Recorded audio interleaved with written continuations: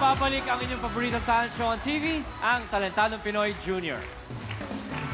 Habang namamasyal sa mall kasama ang kanyang mga magulang, nakakita ng workshop para sa mga bata ang ating susunod na Talentado Junior. Agad po siyang sumali dito at hanggang ngayon, patuloy pa rin siya sa paghasa ng kanyang talento sa pag-arte. Ito po, pakinggan natin ang kanyang istorya. Una po naming nakitaan siya ng mga 4 years old po. Tapos po, haharap sa salamin, nag-acting mag-isa. Malis ka nga sa harapan ko, get out! Acting lang po yon. Yung nakita po namin sa mall, tuwan-tuwa po siya nung ang daming batang nagmo-mall show. Sali mo po kami dyan para matuto din kami niya, magmo-mall show din kami. Nagustuhan ko po yung acting kasi po, para na po akong nakikita sa TV. Para magka-fans na po ako. Tricycle driver po yung asawa ko, yung papa ni Princess. Tapos po pagka may sobrang kita, tatabi-tabi naman po para po makapag-ipon ng sa workshop, linggo-linggo. Kahit araw-araw pong nagtitipid po kami, dun po sa mga ginagastos namin sa bahay. Okay lang po kasi po may kapalit naman po nakikita naman po namin nagsusumikap siya. At saka masaya din naman po siya sa ginagawa niya. Gusto ko maging drama princess. Hoping to make her dream a reality, please welcome Princess Magalang, or simply Princess.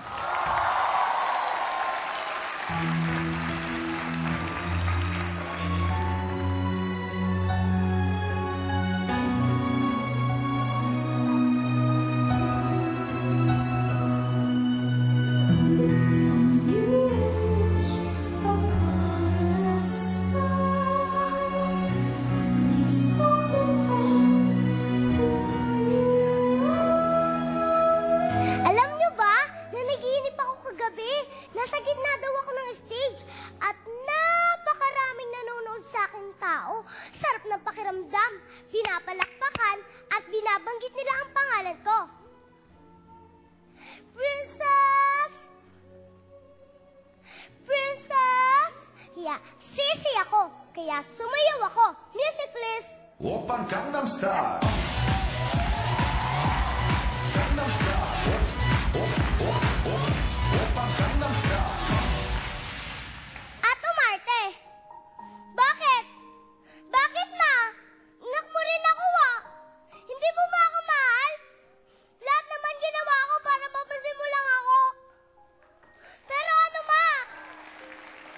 Puro na lang si Jojo, si Jojo, si Jojo. Ma!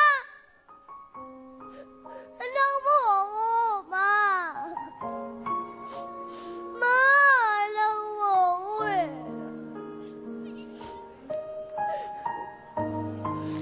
May biglang lumapit sa akin. Sinabi niyang, pangit ka! Hindi ka magaling. Magiging habang buhay kang extra. Ako lang ang bida. Itulak sa akin. Nagising ako. Takot na takot.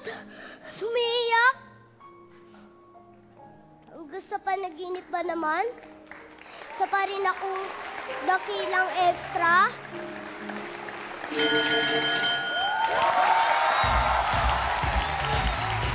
Thank you very much, Princess. After the break, alamin natin ang komento ng mga scouts sa kanyang performance. So do not change that channel, folks. Talentado Pinoy Junior will be right back.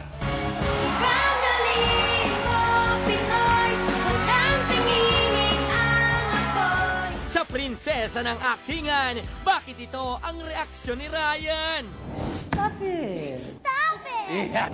At si Kuya, dapat dahan-dahan, baka si ate kanyang matamaan. Sampo lang yan sa pagbabalik ng Talentadong Pinoy Junior!